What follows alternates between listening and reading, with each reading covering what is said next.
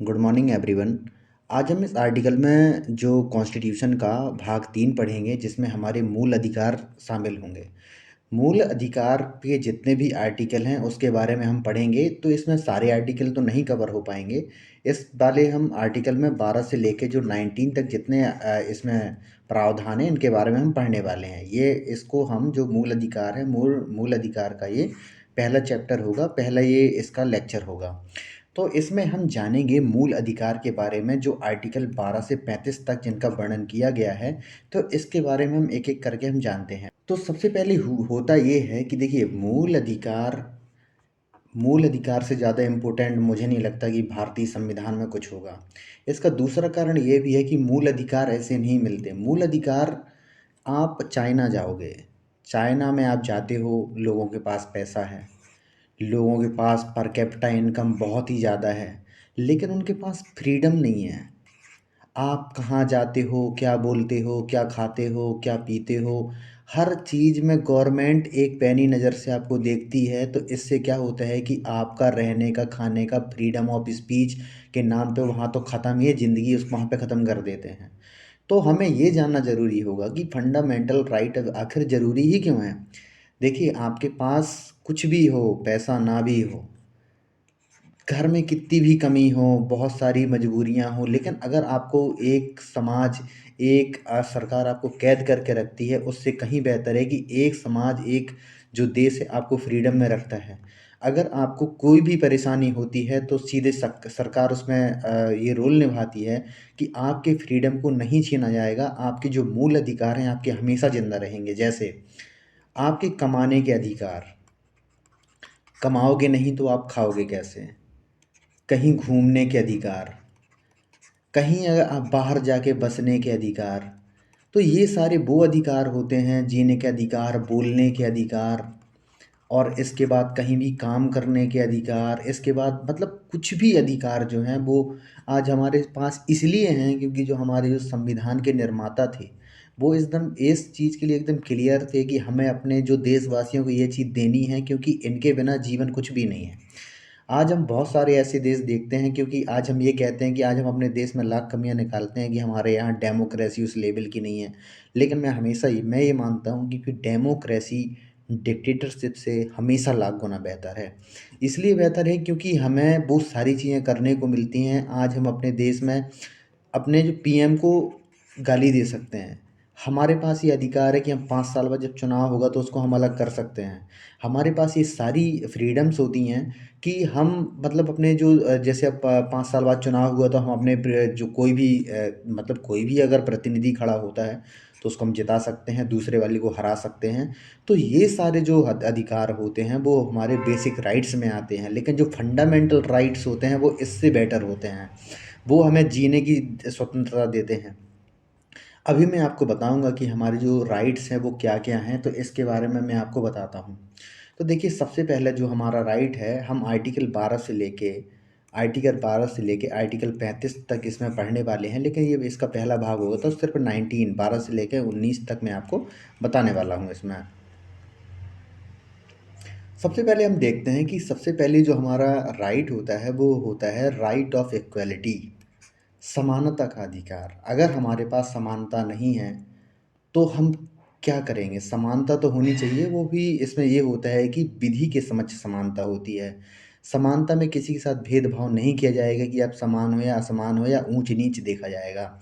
उसके बाद ये होता है कि राइट ऑफ फ्रीडम, इसमें ये होता है कि स्वतंत्रता का अधिकार, कि कहीं भी आप बोलने के अधिकार हैं, जीवन का अधिकार है, आपको घूमने का अधिकार है, बसने का अधिकार है, खाने का अधिकार है, बोलने का अधिकार है, आपको कहीं भी रहने का अधिकार है, कहीं भी संगठन बनाने का अधिकार है। ये सारे अधिकार जो हमारे स्वतंत्रता के अधिकार में आएंगे।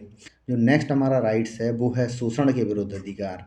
ये बोलता है कि अगर कोई व्यक्ति, जैसे बलात्श्रम होते हैं या लोगों को बेचा जाता है, तो इस चीज़ में रोक लगाता है कि शोषण अगर किसी का हो रहा है तो उसको जो सरकार ये काम करेगी कि इस तरीके से उसको बिल्कुल एकदम बंद करवा देगी। उसके बाद हमारी जो नेक्स्ट हमारी जो अधिकार आता है फंडामेंटल राइट की अगर मैं बात करूँ तो इसमें जो आता है वो आता है धार्मिक स्वतंत्रता का अधिकार। धार्मिक स्वतंत्रता ये कहती है कि कोई व्यक्ति किसी भी धर्म को फॉलो कर सकता है, उसका प्रचार कर सकता है, उसका प्रसार कर सकता है और उसमें उसको फॉलो कर सकता है। इसमें जो सरकार है कोई हस्तक्षेप नहीं निभाएगी ये बोलता है। इसके बाद जो हमारी जो आर्टिकल अगर मैं ये बात करूँ तो इसके बाद जो हमारा आता है संस्कृति एवं शिक्षा का अधिकार आता है। ये कहता है कि जो हमारे सरकार होगी, गवर्नमेंट होगी, वो क्या होता है कि जो अल्पसंख्यक होते हैं, उनकी संस्कृति एवं शिक्षा का जो क्या होता है कि संरक्षण करेगी। उसके बाद जो हमारा सबसे खतरनाक, सबसे अच्छा जो हमारा जो आर्टिकल है, जो हमारे सुप्रीम कोर्ट को रिट जारी करने का अधिकार देता है, वो होता है संवैधानिक उपचारों का अधिकार बोला है, जिसको हमारे जो अगर मैं भीमराव अम्बेडकर की बात करूँ तो इन्होंने इनको क्या होता इनको भीमराव अम्बेडकर साहब ने इसको संविधान की आत्मा बोला था। क्योंकि अगर कोई व्यक्ति कोई भी गलत काम करता है तो उसके लिए क्या होता है कि 5 टाइप की जो रिट हैं, वो सुप्रीम कोर्ट जारी कर सकता है। इसमें क्या होता है जो जो हमारा मूल संविधान था उसमें जो आर्टिकल 31 था, 31 में क्या होता था कि वो इसमें संपत्ति का अधिकार भी इसमें शामिल था।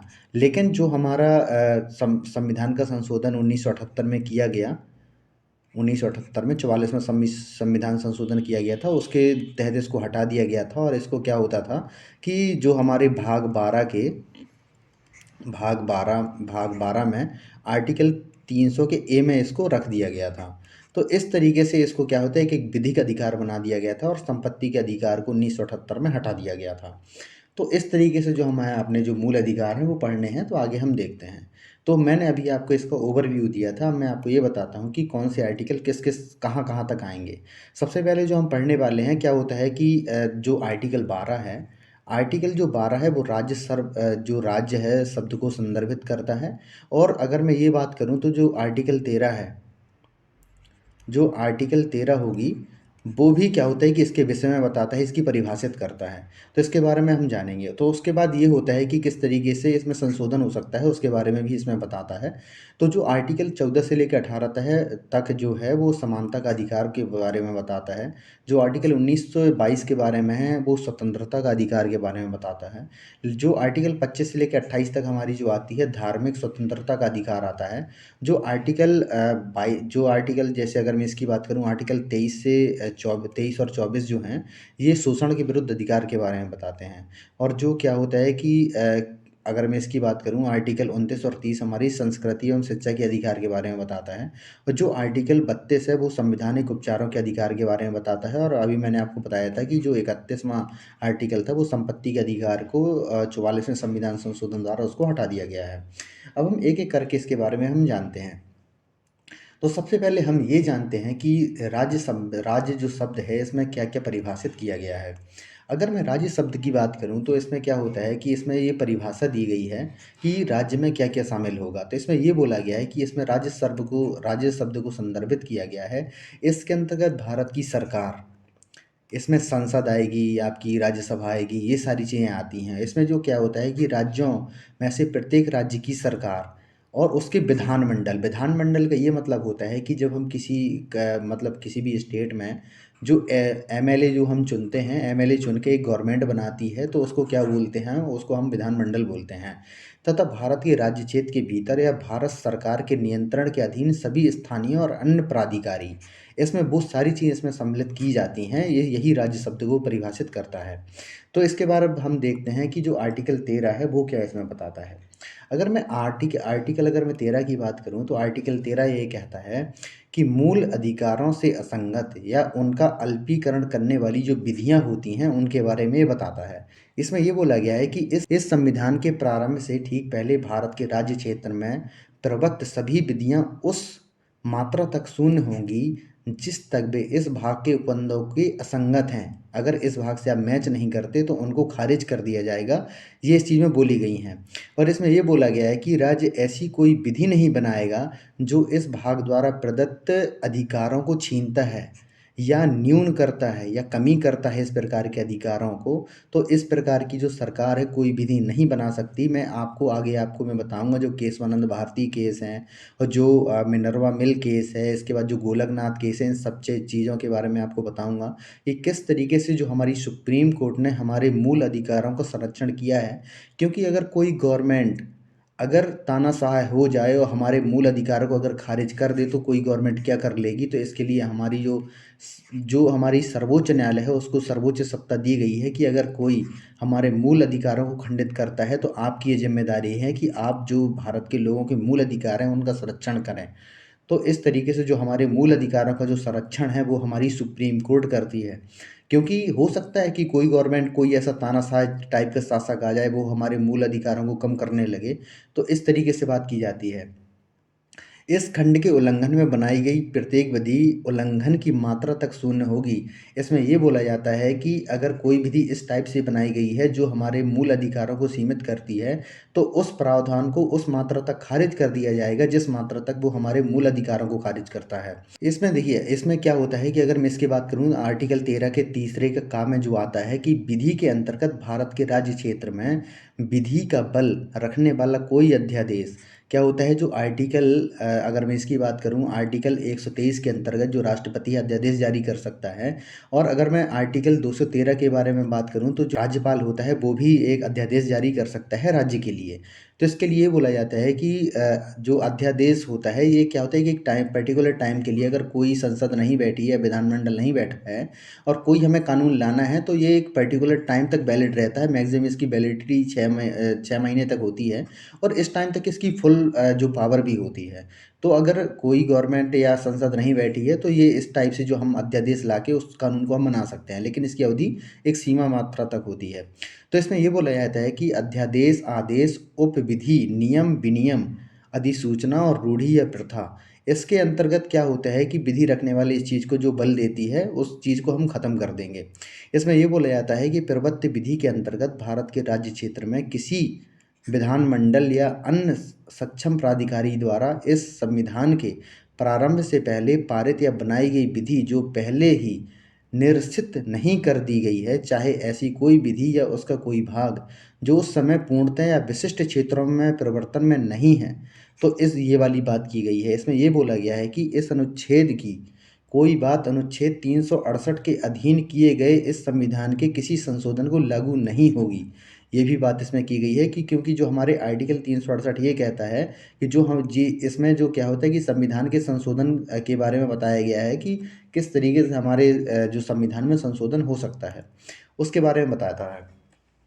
इसमें क्या होता है कि आर्टिकल अगर मैं 14 की बात करूं तो आर्टिकल 14 ये बोलता है विधि के समक्ष समानता के बारे में, समता के बारे में इसमें बात करता है।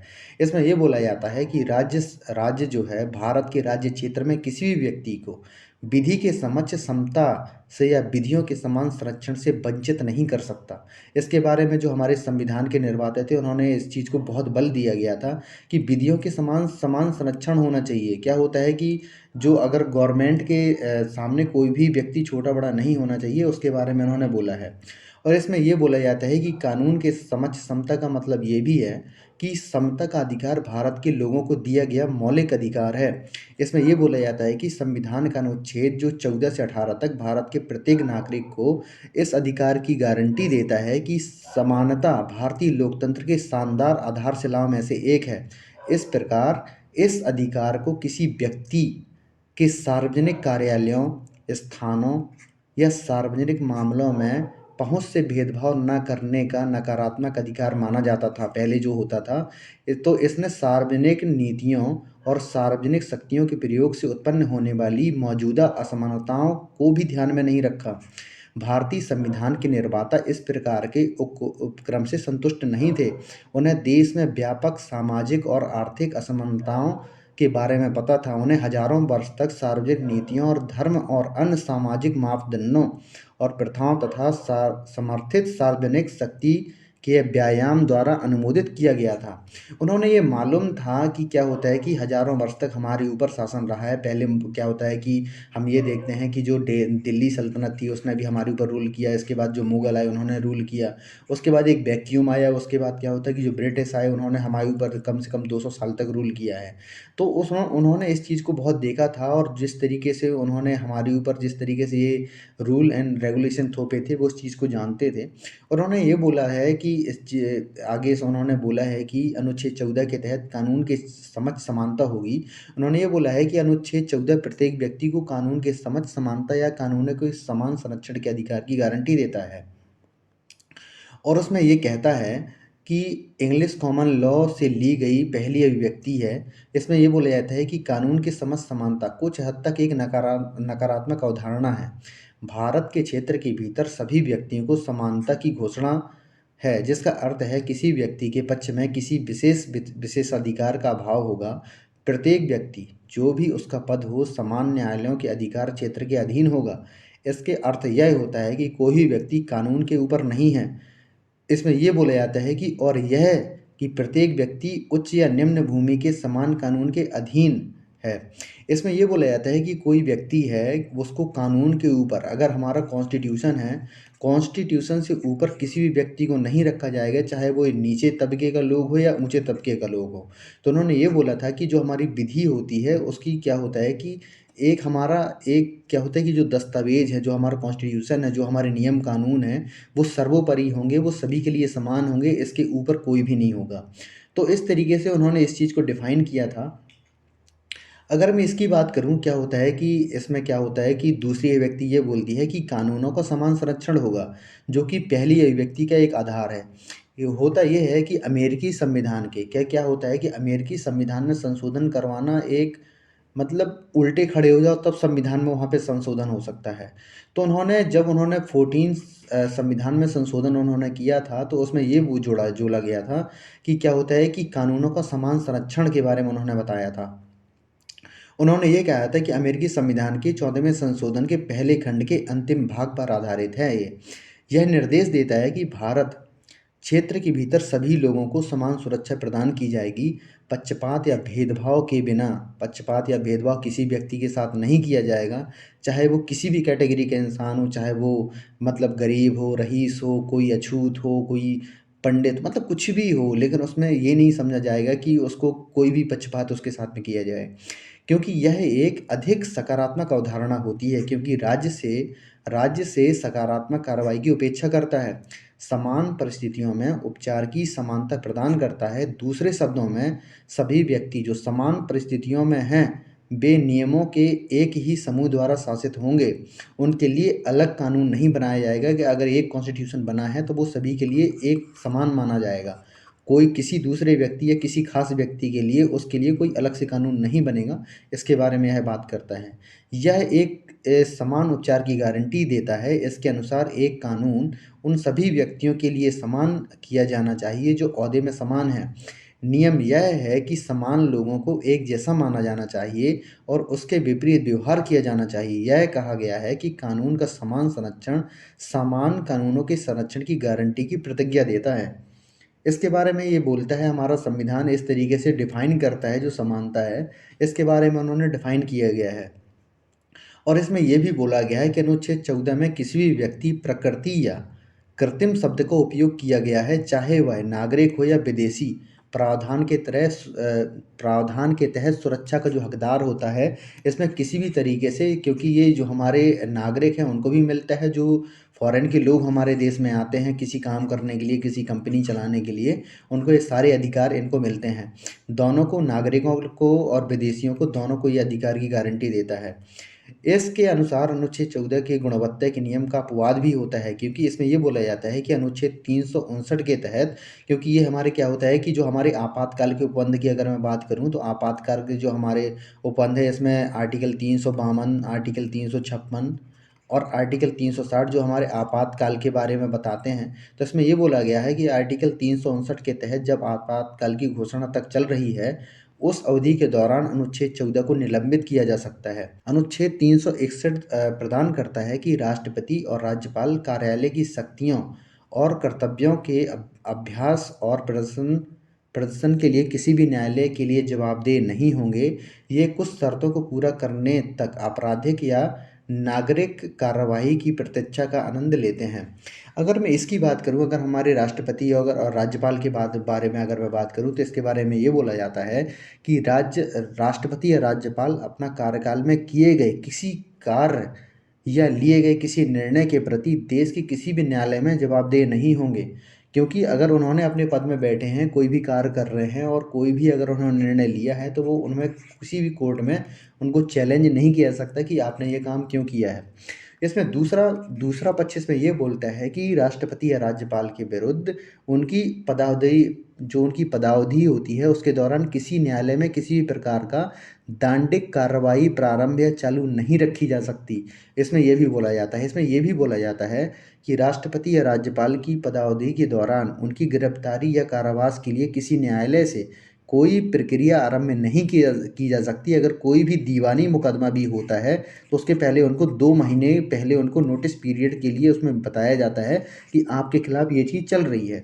तो इसके बारे में उसमें बताया जाता है। तो इसमें राज्यपाल और राष्ट्रपति के बारे में इसमें छूट दी गई है। तो इस तरीके से है।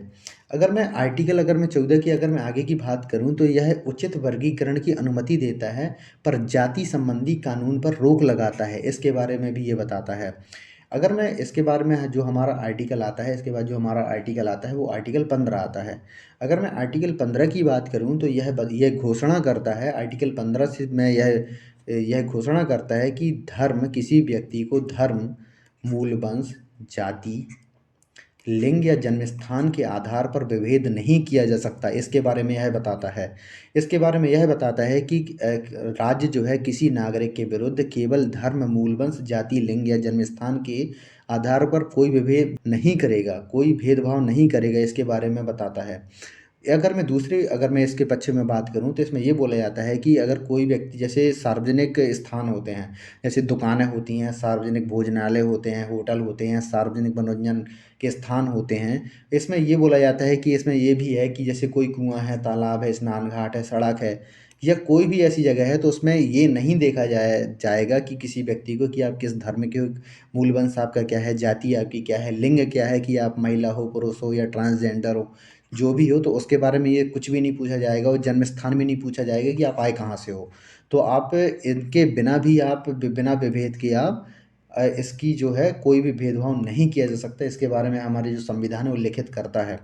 इसमें यही बोला जाता है कि इस अनुच्छेद की कोई बात राज्य की स्त्रियों और बालकों के लिए विशेष उपबंध करने से निवारित नहीं करेगी। इसके लिए जो जो राज्य है, जो स्त्रियां हैं, बालक हैं, उनके बारे में कानून भी बना सकते हैं। अगर मैं 15 की बात करूं, तो 15 का जो आ कहता है, आर्टिकल 15 का आ ये बोलता है कि राज्य को इस बात की अनुमति होती है कि वह बच्चों या महिला के लिए विशेष व्यवस्था करे। उदाहरण के लिए अगर मैं बात करूं, तो जैसे स्थानीय निकायों में महिलाओं के लिए आरक्षण की व्यवस्था एवं बच्चों के लिए जो निःशुल्क शिक्षा है उसकी व्यवस्था जो है सरकार कर सकती है। इसके अगर बाकी प्रावधान के बारे में अगर मैं बात करूं, तो राज्य को अनुमति होती है कि वह सामाजिक और शैक्षणिक रूप से जो पिछड़े वर्गों या अनुसूचित जाति और जनजाति होते हैं, जो एससी और एसटी होते हैं, तो उनमें क्या होता है कि इनके लिए जो आरक्षण है, आरक्षण का प्रावधान भी इसमें किया जा सकता है। इसमें क्या होता है कि विधानमंडल में सीटों की आरक्षण या सार्वजनिक शैक्षणिक संस्थाओं में शुल्क की छूट शामिल होती है। इसमें क्या होता है कि इसमें अगर कोई भी अगर पढ़ने वाला स्थान होता है, तो उसके बारे में इनके क्या होता है, आरक्षण की व्यवस्था राज्य की विधानमंडल इसमें कर सकता है। इसमें यह भी बोला जाता है कि राज्य को यह अधिकार होता है, राज्य का इसमें ये मतलब होता है गवर्नमेंट ऑफ इंडिया, भारत सरकार की बात करते हैं ये। तो इसमें ये बोला जाता है कि राज्य का यह अधिकार है कि वह सामाजिक एवं शैक्षणिक रूप से पिछड़े लोगों को, जैसे क्या होता है कि एससी और एसटी, सामाजिक रूप से जो पिछड़े होते हैं, सामाजिक रूप से जो पिछड़े हैं, एससी और एसटी होते हैं, कि लोगों के उत्थान के लिए शैक्षणिक संस्थाओं में प्रवेश के लिए छूट संबंधी कोई नियम बना सकती है।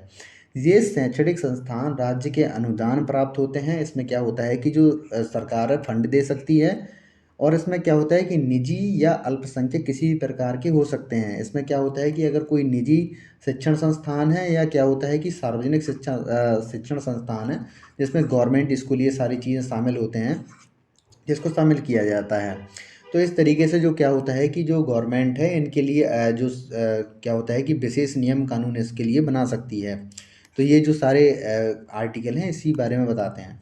अगर मैं संविधान का पहला संशोधन अधिनियम की बात करूं तो ये 1951 की धारा 2 द्वारा किया गया था। इसी के बाद हमने देखा था कि 1951 में ही जो बेरूबारी जो केस है इसी समय आया था, जिसमें क्या होता है था कि हमें जो अनुसूची 9 इसमें जोड़ी गई थी, इसमें ये बोला गया था कि अनुसूची 9 में अगर कोई भी प्रावधान जोड़ा जाता है तो वो किसी भी कोर्ट में चैलेंज नहीं किया जा सकता। इसके बारे में ये प्रावधान इसमें किया गया था। इसके बाद अब हम देखते हैं आगे। आगे हम देखेंगे कि क्या होता है कि अगर मैं ये बात करूं कि जिस तरीके से आरक्षण दिया गया है, तो आरक्षण के बारे में मैं आगे इसमें बात करूंगा कि किस तरीके से जो आरक्षण है दिया गया है। तो इसमें हम आगे बात करते हैं। आर्टिकल 16 ये कहता है कि लोक नियोजन के विषय में अवसर की समानता। अवसर की समता का ये मतलब होता है कि राज्य के अधीन किसी पद पर नियोजन या नियुक्ति से संबंधित विषयों में सभी नागरिकों के लिए अवसर की समानता होगी। राज्य के अधीन किसी नियोजन या पद के संबंध में केवल धर्म, मूल वंश, जाति, लिंग या जन्मस्थान, उद्भव, जन्मस्थान, निवास या इनमें से किसी के आधार आधार पर ना तो कोई नागरिक या अपात्र होगा, ना उनमें किसी प्रकार का भेदभाव किया जाएगा। इसके बारे में ये गारंटी देता है जो आर्टिकल, अगर मैं 16 की बात करूं। अगर मैं इसके बारे में बात करूं तो राज्य नियुक्तियों के आरक्षण और व्यवस्था कर सकती है या किसी पद को पिछड़े वर्ग के पक्ष में बना सकती है जिसका कि राज्य में समान प्रतिनिधित्व अगर नहीं है, तो उनके लिए अतिरिक्त जो क्या होता है कि अगर मैं इसके बात करूं जो आरक्षण होता है उसके बारे में व्यवस्था कर सकती है। और इसमें यह भी बोला जाता है कि विधि के तहत किसी संस्था या उसके कार्यकारी परिषद के सदस्य या किसी धार्मिक आधार पर व्यवस्था की जा सकती है। इसके बारे में भी इसमें बोला जाता है। इसमें यह भी बोला जाता है कि सरकार अधिकृत है कि वह धार्मिक रूप से कमजोर वर्गों के हित में नियुक्तियां अथवा पद पिछड़े हैं तो उनके लिए क्या होता है कि जो सरकार है वो 10% जो क्या होता है कि आरक्षण का प्रावधान भी कर सकती है। इसके बारे में भी यहाँ पे बोला जाता है। अगर मैं आगे की बात करूं तो इसमें यह भी बोला जाता है कि इस अनुच्छेद को कोई बात राज्य को अनुसूचित जातियों और अनुसूचित जनजातियों के पक्ष में जिनका प्रतिनिधित्व राज्य की राय में राज्य के अधीन सेवाओं में पर्याप्त नहीं है, तो उनकी प्रोन्नति के लिए 10% को जो रिजर्वेशन का बात इसमें की जा सकती है। तो इसमें क्या होता है कि इसमें यह भी बात की जाती है कि जो टोटल रिजर्वेशन होना चाहिए जो हमने देखा था, तो उसमें मैक्सिमम जो 50% से ज़्यादा नहीं होना चाहिए। ये क्या होता है कि अगर मैं सुप्रीम कोर्ट की बात करूं तो सुप्रीम कोर्ट ने इसके लिए बोला था। आर्टिकल 17 ये कहता है कि अप्रसृता का अंत, इसका मतलब ये होता है कि छुआछूत का अंत। इसमें ये बोला जाता है कि अनुच्छेद 17 में अप्रसृता का अंत किया गया है, जिसमें ये कहा गया है कि उनका किसी भी रूप में आचरण निषिद्ध किया जाता है। अप्रसृता से उपजी किसी भी निर्योसिता को लागू करना अपराध होगा, जो विधि के अनुसार दंडनीय अपराध होता है। कि आप किसी के साथ ये नहीं कह सकते कि आप छुओ मत, क्योंकि हमारे देश में जो बहुत बड़ी कुरीति रही है, अगर मैं ये बोलूँ, पूरे हमारी समाज में आज भी ये जो कुरीति है, अगर मैं इसकी बात करूँ, अप्रसृता के अंत की अगर मैं बात करूँ, तो इसमें ये बोला जाता है कि जो हमारे भीमराव अम्बेडकर साहब हैं, इन्होंने ये कहा था कि आज भी जो छुआछूत है हमारे मतलब समाज से गई नहीं है। और इसमें बहुत सारी चीज़ें हुई हैं, लेकिन क्या होता है कि अप्रसृता उन्मूलन पर प्रावधान होने के बावजूद भी बुराई अभी तक हमारे समाज में जो विद्यमान है, और इसको कैसे भी करके ख़त्म हो जानी चाहिए। तो इसमें ये मैं ये कहना चाहूँगा कि क्या होता है कि जो शहरों में तो बहुत हद तक गई है ये। शहरों में काम में अपने लोग बिज़ी रहते हैं तो उनको ये सब चीज़ों को सोचने का मौका नहीं मिलता, लेकिन जो गाँव के लोग हैं वो इस चीज़ को बहुत ज़्यादा फॉलो करते हैं। तो गाँव में अभी भी विद्यमान है, गाँव में तो हम देखते भी हैं। तो इस चीज़ में है। तो उसके बाद अगर मैं ये बोलूँ तो आर्टिकल जो 18 ये बोलता है कि आर्टिकल 18 ये कहता है कि उपाधियों के अंत में इसमें बोला गया है। तो इसमें ये बोला जाता है कि इसमें ये बोला जाता है कि राज्य सेना या विद्या संबंधी सम्मान के सिवाय कोई उपाधि प्रदान नहीं करेगी। राज्य का कोई नागरिक किसी विदेशी राज्य से कोई उपाधि स्वीकार नहीं करेगा। इसमें यह भी बोला जाता है कि कोई व्यक्ति जो भारत का नागरिक नहीं है, राज्य के अधीन लाभ या विश्वास के किसी पद को धारण करते हुए किसी विदेशी राज्य से कोई उपाधि राष्ट्रपति के सहमति के बिना स्वीकार नहीं करेगा। इसमें यह भी बोला जाता है कि राज्य के अधीन लाभ या विश्वास का पद धारण करने वाला कोई व्यक्ति किसी राज्य या उसके अधीन किसी रूप में कोई भेंट अगर देता है, जैसे अगर मैं बात करूँ, जैसे अगर हमारे प्रधानमंत्री हैं, प्रधानमंत्री को अगर कहीं से भेंट लेनी हो तो पहले उनको परमिशन लेनी पड़ेगी राष्ट्रपति से, उसके बाद ही उसको ले सकते हैं। तो इसमें ये भी बोला जाता है कि कोई भेंट, उपाधि या पद राष्ट्रपति की सहमति के बिना स्वीकार नहीं कर सकते। तो इस तरीके से क्या होता है कि जो हमारी राष्ट्रपति की जो मतलब आज्ञा है, राष्ट्रपति की जो सहमति इसमें सर्वोपरि इसमें मानी जाती है। क्या होता है कि अगर मैं इसकी बात करूं, जिस समय हम गुलाम थे तो उस समय क्या होता था कि राजाओं के पास बहुत सारे पद हुआ करते थे, जिसमें हम देखते हैं कि जैसे महाराजा है, जिसमें हम देखते हैं महाराजा है, इसके बाद जो राज है, राज बहादुर, इसके बाद राय बहादुर, राज साहब, दीवान बहादुर आदि को क्या होता है कि ये बहुत सारी उपाधियां पहले दी गई थी। इसमें जो आर्टिकल 18 है इसके तहत इसको ख़त्म कर दिया गया है, क्योंकि इससे ये जान पड़ता है कि एक शाही वर्ग है, एक दूसरा एक गरीब वर्ग है, तो इस तरीके से ये सारे पद उन्हें हटा दिए गए हैं। इसके बाद क्या हुआ होता था कि 1996 की अगर मैं बात करूं तो 1996 में सुप्रीम कोर्ट का एक जजमेंट आया था। उन्होंने ये बोला था कि क्या होता है कि उपाधियों की संवैधानिक वैधता को उचित ठहराया था। इनमें कौन कौन से शामिल थे, अगर मैं बात करूँ कौन कौन सी उपाधि थी, जैसे हम बोलते हैं पद्म भूषण, जैसे पद्म भूषण है, अगर मैं पद्म भूषण है, पद्म विभूषण है, अगर मैं पद्मश्री की बात करूं, तो इसमें यह बोला था कि न्यायालय ने कहा कि पुरस्कार उपाधि नहीं होती हैं, तथा यह अनुच्छेद 18 में वर्णित प्रावधानों का उनके उल्लंघन नहीं करती है। इस तरह से समानता के सिद्धांत के प्रतिकूल नहीं है। हालांकि यह भी व्यवस्था की गई है कि पुरस्कार पाने वालों के नाम के प्रत्यक्ष या उपसर्ग के रूप में इसका उपयोग नहीं किया जाएगा। जैसे अगर मैं ये बात करूं कि क्या होता है कि पहले क्या होता था कि भारत रत्न भी दिया जाता था। पहले क्या होता है कि भारत रत्न भी दिया जाता था। इसके बाद क्या हुआ कि अगर मैं बात करूं तो ये लगातार, अगर 1954 में इसकी स्थापना की गई थी, लेकिन इसके बाद एक क्रम तोड़ा था। अगर मैं इसकी मोरारजी देसाई की सरकार आई थी, मोरारजी देसाई ने क्या हुआ कि 1977 में इसको जो क्या होता है कि भारत रत्न के जो सम्मान दिया जाता था इसको समाप्त कर दिया था। तो इसके बाद क्या होता है कि 1980 में जब इंदिरा गांधी की सरकार बनी थी तो भारत रत्न को दोबारा जो सम्मान, भारत का सर्वोच्च सम्मान है, देना शुरू कर दिया था। तो इस तरीके से जो क्या होता है कि कोई सम्मान जो है इसमें नाम नहीं लगा सकते हैं, लेकिन हाँ ये चीज़ दी जा सकती है। इसमें क्या होता है कि विद्या और सेना के जो पद होते हैं वो बस शामिल होते हैं, वो बस उपाधियाँ शामिल इसमें की जाती हैं। तो आशा करता हूँ कि आपको वीडियो अच्छा लगा होगा। अगर आपको वीडियो अच्छा लगा हो तो प्लीज़ इसको लाइक कीजिए, सब्सक्राइब कीजिए एंड शेयर कीजिए। धन्यवाद।